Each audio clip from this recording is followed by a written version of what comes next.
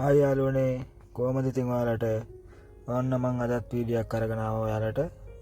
අද මං අරන් ආවා ඔයාලට සාජවල ඉන්න ගොඩක් අය දැකලා තියෙන හැබැයි ඒ මොනවද කියලා සමහර අය දන්නේ නැති ගොඩනැගිලි කීපයක් ගැන ඔයාලට කියන්න. ඉතින් ඔයාලා මාව තාම subscribe කරලා නැත්නම් දැම්ම තියෙන පල්ලෙහා subscribe button එක click කරලා මාව subscribe කරලා ඉස්සරහා තියෙන bell notification එක all දාලා තියාගන්න.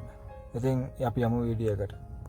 ඉතින් ඔයාලට පේන්නේ නැති මේ ඉස්සරහින් තියෙන ගොඩනැගිල්ල මේක තමයි සාජවල තියෙන පාලක කාර්යාලය.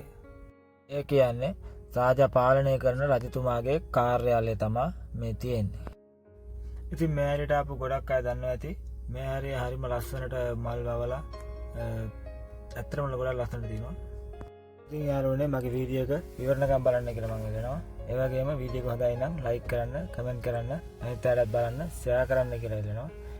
ඊළඟට ඔයාලට පේන ඇති මෙතන ඈතින් පල්ලිය. ඒ පල්ලිය තමයි අහමඩ් බින් හන්බල් මුස්ලිම් පල්ලිය. ඊළඟට ඔයාලට මුලින්ම පේන්න තියෙන්නේ සහජා මහජන පුස්තකාලය. ඉතින් මේ පුස්තකාලයත් එක්කම දකුණු අත පැත්තෙන් ඔයාලට පේන ඇති ගොඩනැගිල්ලක්. ඒ ගොඩනැගිල්ල තමයි සාජා රජයේ නීති දෙපාර්තමේන්තු ගොඩනැගිල්ල. ඒත් එක්කම මේ රවුන්ඩ් බෝඩ් එකේ මැද තියෙනවා මං හිතන්නේ අල් කුරානේ වෙන්න ඕනේ. අල් කුරානේ වගේ පොතක අනුරුවක් ලොකුවට හදලා තියෙනවා. ඒ වගේම මේ වීඩියෝ එකට ගන්න බැරි වුණු තවත් එකක් තියෙනවා. ඒ වගේම යාළුවනේ මහජන පුස්තකාලයට වම් පැත්තෙන් සංස්කෘතික මාලිගාවක් පිහිටලා තියෙනවා.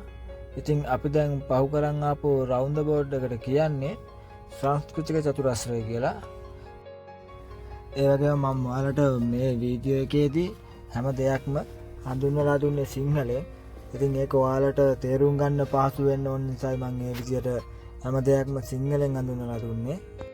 ඒ වගේම යාළුවනේ මේ කාලේට ඩුබයි එක මාරම ලස්සනයි. සමහර විට මේ වීඩියෝ එක බලලා ඔයාත් ඩුබයි ඉන්නවා වෙන්න පුළුවන්. ඉතින් ඔයාගේ අදහසත් පල්ලෙහාන් කමෙන්ට් කරගෙන යන්න. ඒ වගේම කලින් වීඩියෝ වල බැලුවේ නැත්නම් ඒ වීඩියෝ එකත් බලන්න කියලා මම ඉල්ලනවා. මම ඒකේ link එක පල්ලෙහා description box එකේ දාලා තියන්නම්. ඒ වගේම යාළුවනේ මෙන්න මෙතන කියන්නේ විනිසුරු චතුරස්‍රය කියලා. මට මෙතන හරියටම වීඩියෝ එකක් ගන්න බැරි වුණා. මොකද මම මේ ළඟ තියෙන වෙන පාරකින් තමයි යන්නේ. යාළුවනේ ඔයා තාමත් මම subscribe කරලා නැත්නම් පල්ලෙහා තියෙන subscribe button එක click කරලා ඉස්සරහින් තියෙන bell notification එක all දාලා තියාගන්න. වීඩියෝ එක හොඳයි නම් like කරන්න, comment කරන්න, අනිත් යාළුවන්ටත් බලන්න share කරන්න. ඉතින් යාළුවනේ ඩුබයි වල මේ වගේ ලස්සන තැන් තව ගොඩක් තියෙනවා. මං ඉස්සරහට ඔයාලට ඒ වගේ වීඩියෝ දාන්නම්. මතක ඇතුව මාව subscribe කරලා තියාගන්න. එහෙනම් මං ගිහිල්ලා එන්න.